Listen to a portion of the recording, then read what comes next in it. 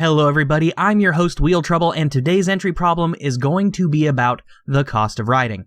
As with everything in life, any hobby you take up, any action you take, any decision you make comes at a cost. Motorcycling is no exception to this rule.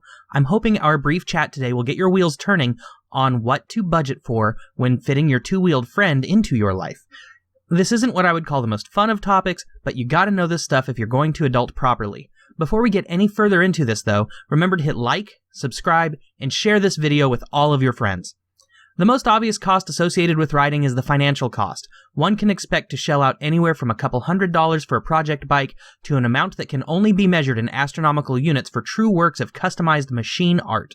There are some pretty bikes out there, and they come with some pretty price tags too. Sounds really familiar, but I digress.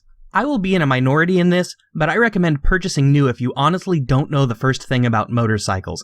If you're going to buy used, and you're new to the sport, make sure you're buying from a dealer with a good reputation. I have nothing against private sellers, and have repeatedly been one myself.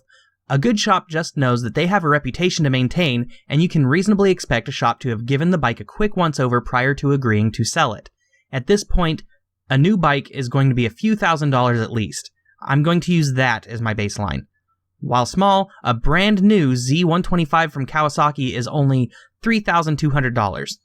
That means that you're not inheriting a bad mechanic's mistakes. Do you see my point on needing new, or wanting new? No? Okay. Anyway, expect at least $3,000 to $5,000 for your first bike. It's quite easy to come in under this threshold, but experience has taught me that when you start coming in under that, you're going to be figuring out how to spin wrenches rather quickly. Training also has a cost. At the very least, you're going to be out the cost of a license. Let's just ballpark this at $300. There's also training time that goes into cost, but we'll come back to that.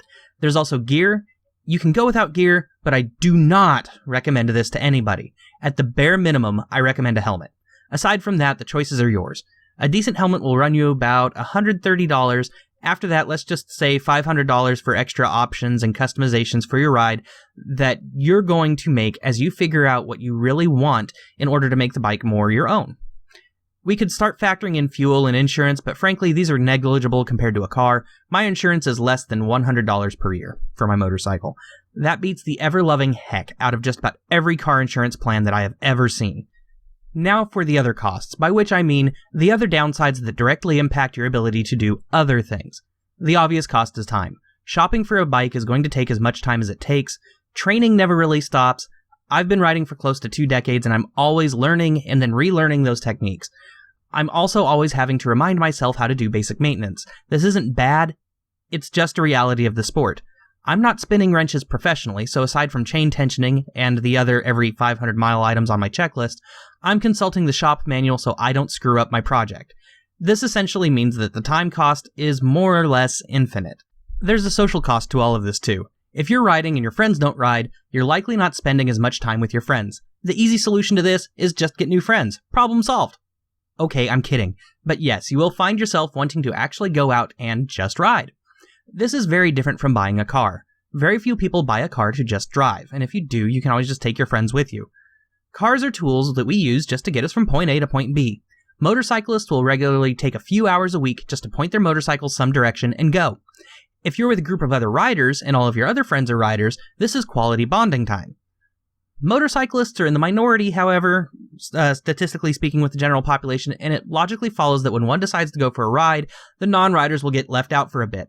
If your friends are understanding of your need for your own time, this really isn't a big deal. If your social circle is just a bit clingy and demanding of your time, the costs will be a lot more intense.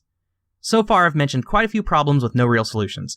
Financial costs are fairly straightforward. One merely looks at their income, looks at their fiscal output, and adjusts their plan accordingly. For the one-off costs, you just save up for those, then go for them. The motorcycle is likely going to be financed, but you can purchase outright. If you purchased outright, lucky you. And you probably did it with the aforementioned prescription. Most of us end up having to finance, though. At that point, you just make sure you can actually afford your monthly payments.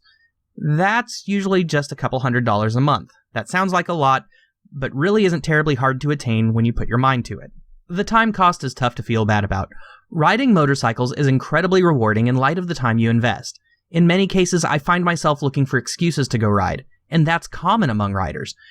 When you get the right bike for your desired riding style, it's easy to want to spend that time. Even riding safety drills tends to end up feeling more like a game than a chore. You don't see many people going out and stating that they like to go parallel park on weekends. Yet there's memes about bikers loving to learn how to go lower in each corner that they take, how to go faster in each corner. Lastly, the social cost is offset by the fact that the motorcycle community is a community. We'll talk about that in the future videos, but we've touched on it a little bit in the past as well. You never know who you're going to meet on a bike. When you find the hot spots, you'll end up sitting down for pleasant lunches with total strangers. The shared love of riding brings riders together in very strange ways. While I'm not saying anyone should really let their guard down, motorcyclists typically are a very friendly bunch. Your current friends and family should care about you for who you are in the first place.